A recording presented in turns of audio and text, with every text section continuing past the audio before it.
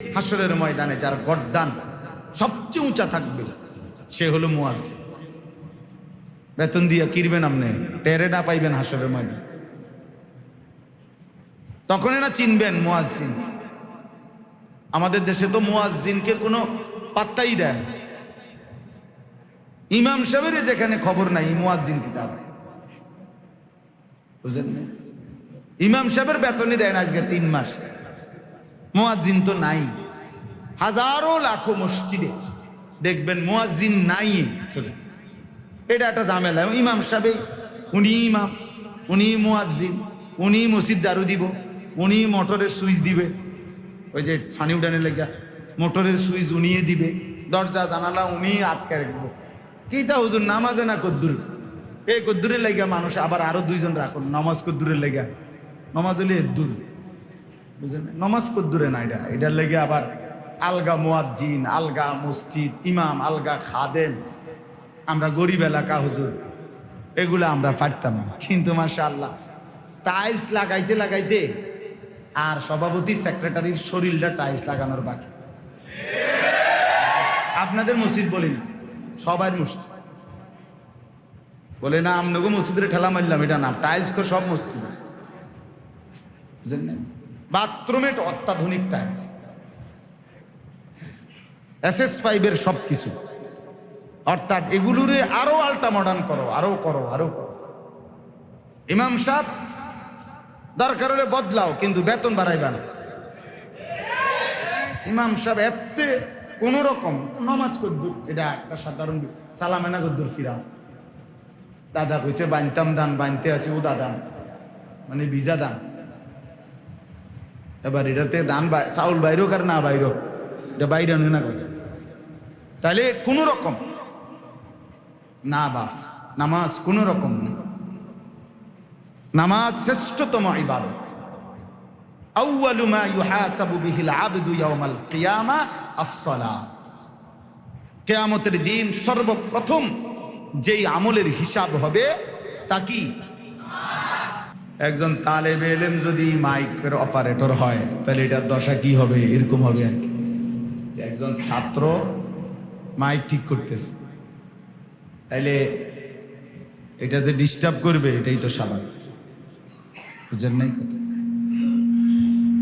এটা অনেক মাহফিলওয়ালারা মনে করে মাইকের বিষয়টা এটা একটা কোন রকম উইলিংস আওয়াজে না করতে, পরে মাহফিলের দিন টের পায় যে পুরা মাহফিলটা যখন মাঠে মারা যায় তখন গিয়া বোঝে যে আহারে এরম জানলে কসবার থেকে মাহফিলে মাইক আনতাম, এরম জানলে ব্রাহ্মণবাড়িয়ার থেকে মাইক আনতাম, বুঝলেন না?